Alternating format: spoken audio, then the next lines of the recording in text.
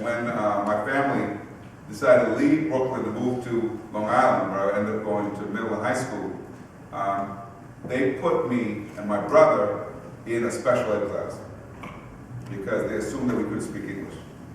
They saw our Spanish names, and they assumed that if you can't speak English, it's like being a disabled person. And so, at first, I was okay with it because I thought we were just playing. That's cool with me. I don't mind playing as much as possible.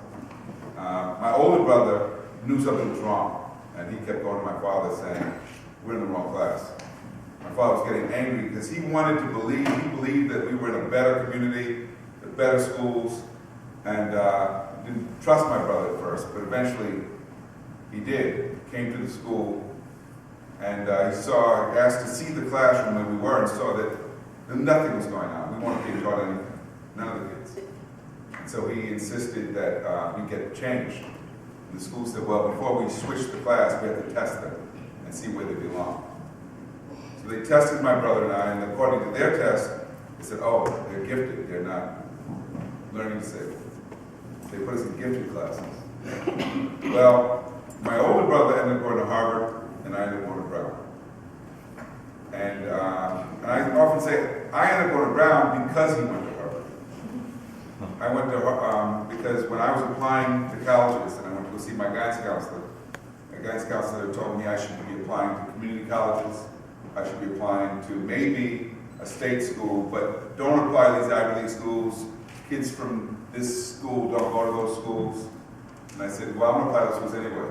He said, why? I said, because my brother went to Harvard, and I think I'm as smart as he is. And so I did. And so part of my experience has led me to believe that you have to take a lot of responsibility for your own education. You can't just wait and expect that things are going to be given to you or that doors will be open for you. Sometimes you have to find a way to open the door yourself.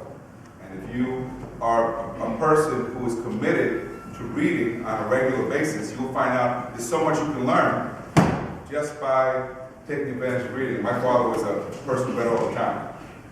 When we were little, we were still living in Brownsville. After we did our chores on Saturdays, my mother used to make us get on the bus and go to the library.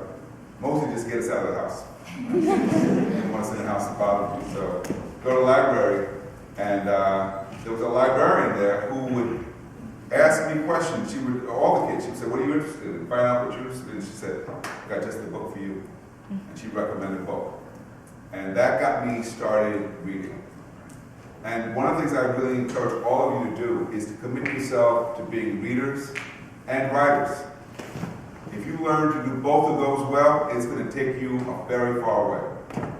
Not to say that math and science aren't also important, because they are, but all of them rely on, you need strong literacy skills to do well in math and science too.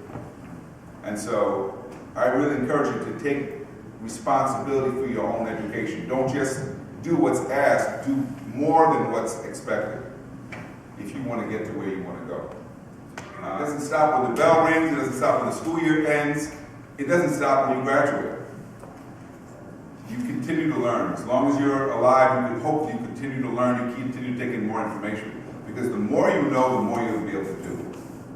So if you start that practice now and develop the habits of taking control of your education, nothing can be able to stop you. You have to believe me on that.